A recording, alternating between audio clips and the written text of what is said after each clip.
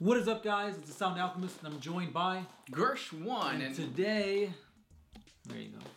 And today we are back answering your questions in an episode for the greater WAAAGH. This is a video series where we answer the questions left by you. If you have a question for us, comment down below. Put question in front of your question because we get to those questions first. We are the de facto beginner's guide people for 40K. Comment section, don't pay attention to it. Anyways, and that is what. Oh shit! He lost it. Loser. That actually hurt. So I can't find the question. I'll find it later. But so basically, the question was: is there any beginner's book for 40K? If you're starting to play the game of 40K, the best thing to do is start off with a box set. Supposedly we're gonna get a box set of Space Wolves and Orcs with Katskul, Mag Uruk Thraka, and Lehman Russ coming back. So if that happens, pick that up because it's gonna have the rule books.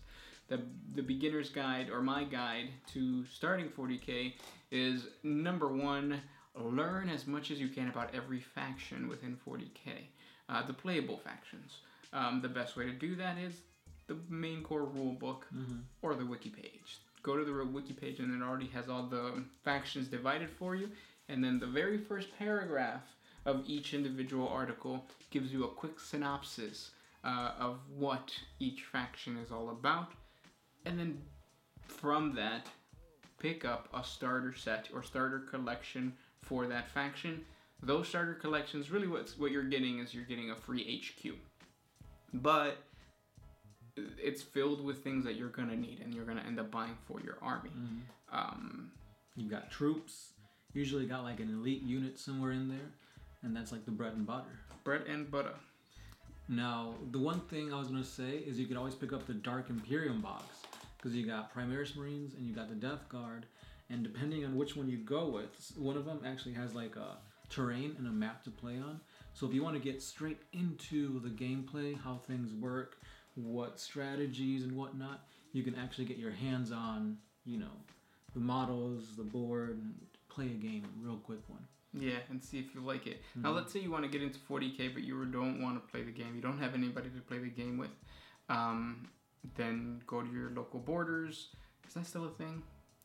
Barnes & Noble. Yeah, there you go. Go to your local Barnes & Noble and go to the Black Library section because they have them, and just start reading the Horus Heresy. That's going to lay out the foundation of what the legions were, which is going to introduce you to chapters, and it's going to give you a background story to the most important faction within Warhammer 40K, which is the Imperium. My thing, even though you don't play Imperium and you don't think you're going to play Imperium, I always say get the Codex. It gives you the Imperium's view on Xenos. It gives you a good summary of all the chapters. It even talks a little bit about 30K and how the Space Marines came to be. So with that, you've got a good chunk of lore on the most popular faction, which you'll probably encounter in your games. Yep. And you can also see a little bit of lore into each individual Xenos race. Yep. Good question. Let's move on. Speaking of moving on, Stouffer 2002 asks, how big is the Emperor's Willy? So 12. Yeah, William is about 12 inches tall. He was a great serf back in the day, and then now he's become a nice squire. So Willy, the serf, he's doing good. Yes. Next question comes from JJ. What's the nicest model you've broken? That hurts. Back in 5th edition, when I used to build and paint and convert my own models, I had a Tau Commander with dual missile pods, because I liked missile pods back in the day. And he had Forge Road parts. I cut his arms and stuff to make him posable. And he was on a little stand.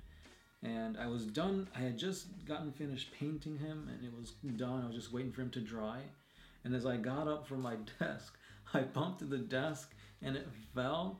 And I instantly heard the Shattered. It broke into like a whole bunch of pieces. And no matter what I did, they could never re-glue back on. I used super glue. I used plastic glue. I even used Play-Doh. I didn't know like how to make it like stick. That hurt. I think I don't even know what I did, but like it hurt. I don't like I play orcs, so like a lot of my stuff broke, but they're orcs. Yeah, they're orcs, so it doesn't really matter. So I don't really have a model that I broke that I felt bad about. Yet. Next question comes from your boy, Brendan. What if the Emperor had, for whatever reason, revealed himself and took control during humanity's dark age of technology? Ooh. That would have been good, because he would have been able to, he didn't really know about chaos that well at that point. He learned about chaos during the Age of Strife, so I feel that he was comfortable with the way humanity was going, hence why he never showed his face. So if he were to show his face, it would have to be because he must have had like some vision or something that told him about chaos, and I don't think it would have done any better. I think warp storms would have still happened, and I think the Emperor's ignorance to the warp would still cause Age of Strife. Yeah, definitely. Mm-hmm. I don't think I could have said it better, so Gersh did it. Next question. Lou Harris. Which Primarch do you think will return next to assist the Imperium of Man? So a loyalist Primarch. Leman Russ is supposed to be the next guy coming out. Rumor has it it's Lemon Roux. But then again, they said that the Lion was going to come out because the Dark Ages Codex was going to come out, and that didn't happen. So is God School coming out? Yeah, I think so. Is Leman Russ coming out with him? I don't know. Yeah, that rumor seems too good to be true. Like, you get a new gas school model, you get a freaking Primarch, all in a box set. You know that's gonna sell like hotcakes. Like hotcakes. Hotcakes. Did you hear IHOP is changing its name? To IHOB. IHOB, International House of Breakfast, most likely. Either way, I just go to Denny's. But yeah, I think it's gonna be Leman Russ. Even though I would probably want Jack Khan. Because I feel like he gets forgotten too much. He's the most underrated Primarch of all of them. Mm-hmm. He's going to be revving his bike. Vroom, vroom. Next question comes from Sean Madison. Psych. The creator of the multiverse. Can orcs wear space marine armor? They can. They're called Ard Boys. They just get whatever they can from scrap piles and they put it on. If it fits, it fits. The only problem is that like orcs grow bigger the more they win. So like you'll never see a war boss with Space Marine power armor that's not like, you know, stapled together or like something like that. Duct taped on. Yeah. Next question. Kiwi 762. Are there any Space Marine chapters that are loyalist but have a traitor Primarch? The Blood Ravens. Mm-hmm. Rumor has it Magnus is their Primarch.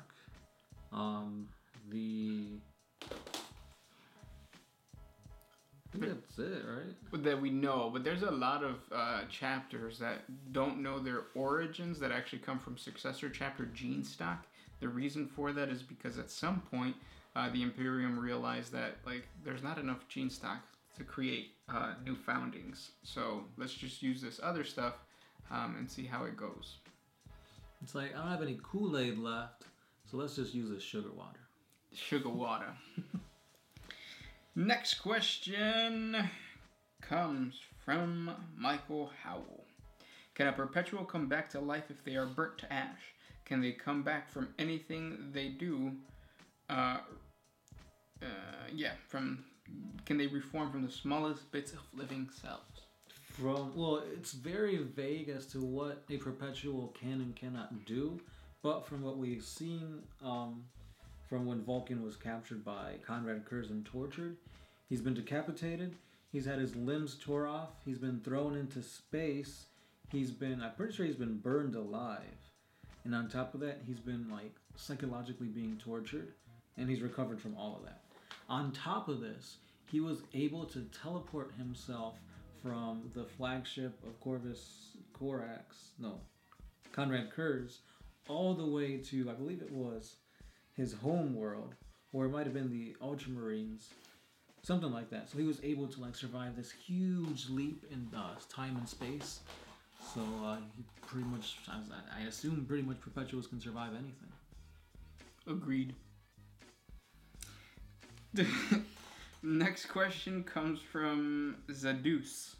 He asks, are Warhammer 40K and the Warhammer Fantasy the same universe, but at different times?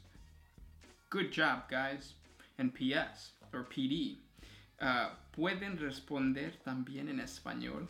So first, let's do it in English. So Warhammer 40K and Fantasy, not Age of Sigmar, Fantasy, do not happen in the same universe. There's speculation that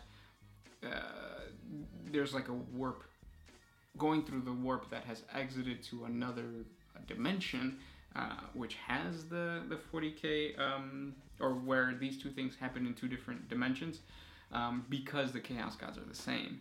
But no, they are not in the same timeline. And now, as far as answering it in Spanish, no. No. I was gonna say, Kulo, last question. You got a good one? Cause I do. Okay, go for it. Old Skull.